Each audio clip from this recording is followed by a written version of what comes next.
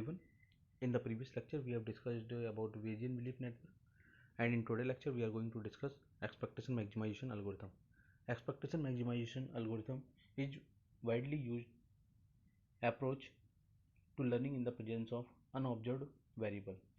Expectation maximization algorithm can be used even for variables whose value is never directly observed. So expectation maximization is an iterative estimation algorithm and to drive maximum likelihood estimation in presence of missing or incomplete data. When data is incomplete, we use expectation maximization algorithm, and this algorithm is also used in Bayesian belief network and so unsupervised clustering algorithms. The expectation maximization is used in filling a missing value in a sample data. Whenever data is missing, we can use expectation maximization algorithm, and to find the latent variables also we use expectation maximization algorithm.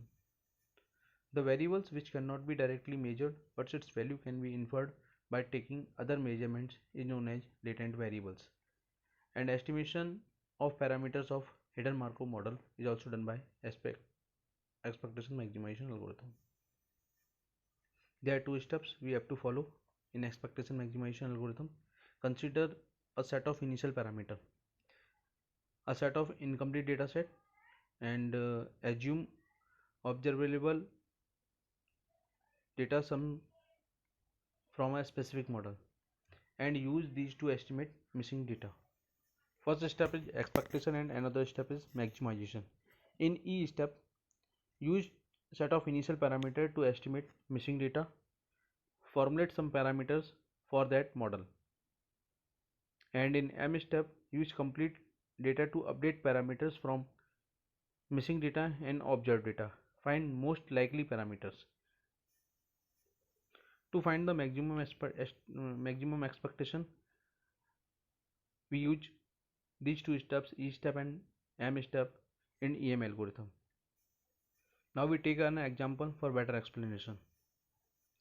In this example, we have taken two coins, namely as C1 and C2, and the bias of C1 is calculated by theta 1, that is probability of getting heads with C1, and assuming the bias of C2 is theta 2, that is probability of getting heads with C2. We want to find theta 1 and theta 2 by performing a number of trials, that is cost tosses. In this experiment, suppose we have two coins and the name we have assigned here A and B, and choose 5 times one of the coins. We toss the chosen coin 10 times. We have selected any one of the coin. Suppose we selected number 1 B coin and toss the chosen coin 10 times. So the value is H T T T H H T H T H. So the value of head is 5. So 5 by 10. And we select the another coin. Suppose the name of the coin is B in the initial step, and now we take the another coin, that is the name of the coin is A, and we choose in the toss coin 10 times and the value is 9 by 10. Number of heads is given here 9, so 9 by 10.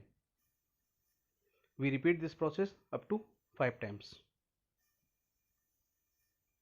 So our last value is for the fifth term 1 2 3 4 5 6 and 7. So total number of heads is 7, so 7 by 10. Here we know which coin we are tossing, coin A or coin B. Here the name is mentioned here, A coin or B coin. So we divide the value coin A and coin B. Which coin we toss first? B first, and then we A, then B, then B. So we toss the coin A. The total number of heads is 24 and the total number of tail is 6, and from coin B total number of heads is 9 and total number of tail is 11. So now we calculate the value of the theta. So theta 1 is equal to 24 divided by 24 plus 6 equal to 0.8, and the value of theta is 9 divided by 9 plus 11 is 0.45. Now our problem is more challenging. When we do not know the identities of the coin, is A, which one is A or which one is B, used for each set of tosses, we treat them as hidden variables. To solve such type of problems, we use expectation maximization algorithm. In the previous, we have solved the value of theta A is 0.80 and the value of theta B is 0.52, theta 1 or theta A or theta B. So the value of how we calculated this representation. So now we look this figure. There are the steps: step number 1, step number 2, step number 3 and step number 4. In step number 4, the value of theta A and the value of theta B is given. This is generally the observed value. We have observed the value of theta is 0.60 and 0.50 for theta B. By using theta A and theta B, we will find the likelihood value. How we will calculate the value of theta A, likelihood of A and B by using theta A and theta B. The value of theta A is 0.6 and the value of theta B is 0.5. So first round, total number of heads is 5 and total number of tails is 5. Compute likelihood using binomial distribution. So probability of k equal to theta k bracket में 1 minus theta bracket n की power n minus k. So likelihood value of A is P of A equal to bracket में H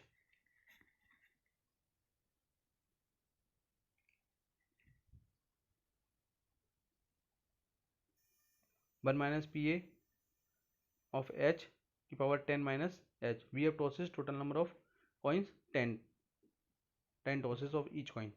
So the value of theta k, the value of theta k is 0.66 and total number of head is 5. So the value is 0.6 power 5 bracket में 1 minus 0.6 bracket close. The total number of n is 10 minus 5. So we calculate this value 0.000796264. By the similar way, we will calculate the value of likelihood value of B 0.5 and total number of head is 5. 1 minus 0.5